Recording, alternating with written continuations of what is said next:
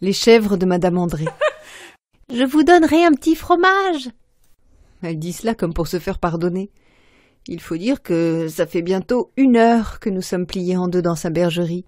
Pliés en 2, sans rire, surtout moi. Elle a eu à peine besoin de se baisser pour passer la porte. Elle marche définitivement penchée, courbée et ligneuse comme un vieux poirier, Madame André. Quand je suis entrée dans la cour tout à l'heure, j'étais pressée, en retard dans ma tournée. Madame André, sur le papier, c'était 8 chèvres. L'occasion certaine de rattraper mon retard. En 20 minutes, ce serait réglé. Mais en passant le pas de la porte, j'ai grimacé.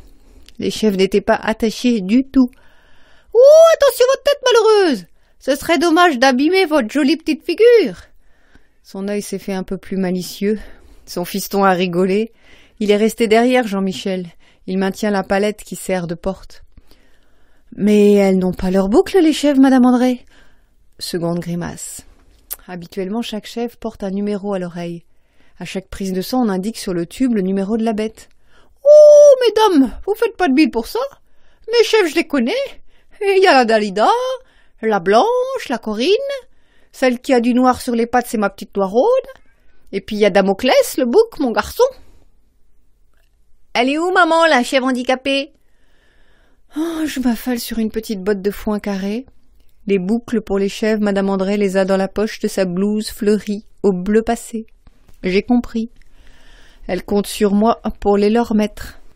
Eh ben, je ne suis pas sortie de la bergerie.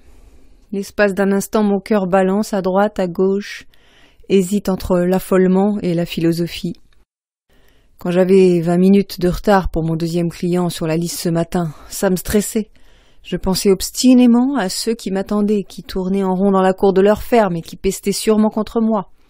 Maintenant, j'ai presque 2 heures de retard sur l'horaire prévu, alors ça n'a plus vraiment de sens. Les gens d'ici ne sont pas à cheval sur l'heure, et puis, s'ils veulent râler, ils râleront. On fera ce qu'on fera, et ce qui n'est pas fait sous soleil-ci, eh bien on le fera sous le prochain, si le soleil revient. Je regarde Madame André qui sort un bout de papier froissé de sa poche, une feuille volée à un cahier, bien rangés dans les grands carreaux des colliers, les noms des chèvres, Dalida, Corinne, Noiraude, Nesquik, la Blanche, Damoclès, la Petite, Mireille. Elle me tend la liste avec un sourire qui me désarme, qui me fait refaire instantanément le plein de patience, une feuille volante qui me regonfle surtout de liberté. Je glisse le papier dans ma poche, et on cherche toutes deux à attraper la Corinne.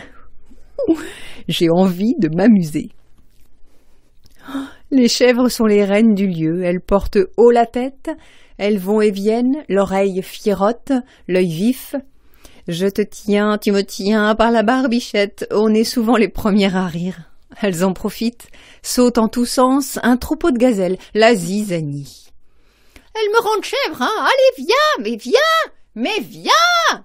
Elle leur tend une poignée de grains, mais visiblement Corinne, Dalida et les autres s'en balancent. C'est la grande récré. Elle béguette gaiement. Cette fois, ça y est, j'ai chopé la Corinne par les cornes. Elle se débat avec l'énergie de la jeunesse. Tant bien que mal, je passe le relais à ma partenaire pour faire ma prise de sang au cou de la donzelle. Madame André se saisit des cornes, je dégaine au plus vite, le tube, le porte-aiguille, l'aiguille, le capuchon entre les dents, le pouce pour comprimer la veine jugulaire. Ça gonfle bien. Un clignement de paupières plus tard. Plus de veine. Plus de chèvre. Plus de Madame André non plus. La bête a volé, mon éleveuse accrochée aux cornes comme au guidon d'une bicyclette. La bourrique! Oh, la bourrique! Je crois bien que c'est ce qu'elle est en train de crier tout en s'accrochant. Mais lâchez! Lâchez, Madame André, c'est pas grave! En moins de 2, la voilà à l'autre bout du bâtiment. Avant de s'écraser sur le mur, Madame André a lâché sa monture. À 4 pattes dans la paille, comme Corinne, elle éclate de rire. Elle a un rire de jeune fille de Clochette des Prés. Oh! Oh, les carapis! Soupire-t-elle amusée en se relevant difficilement et en se frottant la blouse. Pas de mal. Elle a juste perdu un chausson dans la bataille. Je réalise au passage qu'elle est en charentaise. Vous voulez pas mettre les bottes, Madame André? Elle y court, comme si elle n'attendait que mon signal. Je voulais pas vous retarder. Elle me plante avec ces satanées bestioles qui reprennent leur souffle et me narguent, m'accusent, m'interrogent. Notre Madame André, elle a 8 chèvres. Pourquoi est-ce qu'on l'embête, comme si elle en avait 1000? Elle a 80 ans et en plus, elle ne vend même pas son fromage. J'ai honte. Jean-Michel, qui s'aventure à l'intérieur, me regarde de près et laisse 3 mots s'échapper. Rigolo, les chèvres. Très rigolo, tu as raison. Mais tu veux bien m'aider, s'il te plaît, à récupérer le chausson de ta mère? C'est que Dalida est en train de le boulotter. Nous en sommes à la dernière prise de sang. Elles sont toutes bouclées en prime. Nous avons fait l'impossible, et nous avons réussi, même si Madame André est bonne pour changer de blouse. Mais au moment de courir après le bouc, elle craque. Soudainement, elle change de ton. « Mais qu'est-ce qui nous enquiquine avec ça, ceux des bureaux? Ils ont qu'à y venir, leur y mettre les boucles. Ils vont s'accrocher. Moi, je peux plus comme avant. Je suis foutue. » Elle a perdu son sourire, et son visage s'est déformé d'un coup, crispé de fatigue, de douleur. Elle a mal au dos, Madame André. Mal un peu partout aussi. Elle est usée. Le voisin n'a pas pu venir comme les autres années, trop de travail. Il y a bien son fiston, son grand, qui est toujours avec elle, vu qu'il n'a pas bien évolué. Malheureusement, il n'a pas l'air décidé à nous donner un coup de main, Jean-Michel. Il tourne devant la porte de la bergerie, en criant sans arrêt. « Vous sauvez les chèvres! Vous sauvez! Vous sauvez !» Il a mis ses bottes à l'envers et fait tournoyer un grand bâton autour de sa casquette de basketteur américain. Le dernier tube est dans la boîte. 8 tubes à moitié pleins. Mission accomplie. Ah, il y a du sang plus précieux que d'autres.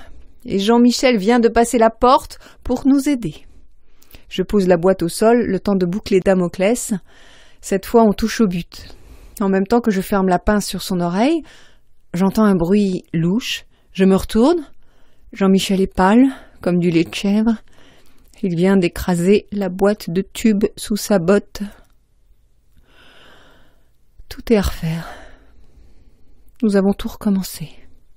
Madame André en avait les larmes aux yeux. Jean-Michel nous a aidés. Les chèvres, une par une, se sont laissées faire. Un miracle. Moins d'un quart d'heure après, la boîte de tubes était à nouveau pleine. 8 tubes pleins à ras-bord. Il y a décidément du sang plus précieux que d'autres. Dire que je suis payée à la bête. 1,50 € la prise de sang. Ce que j'en rigole. Je suis finalement repartie presque 3 heures après mon arrivée. Je savais que je ne regretterais pas ce détour chez Madame André, que j'avais gagné bien plus qu'un fromage, bien plus que 4 € de l'heure. Heureusement, ce soir-là, le dernier éleveur de la tournée avait l'électricité, 80 vaches placides et beaucoup de philosophie. Nous avons terminé bien après le coucher du soleil. J'ai été invitée à dîner. C'était le 2e de mes 100 jours qui touchait à sa fin. Entre le pot-au-feu et la tarte aux pommes, nous avons partagé le fromage de Madame André.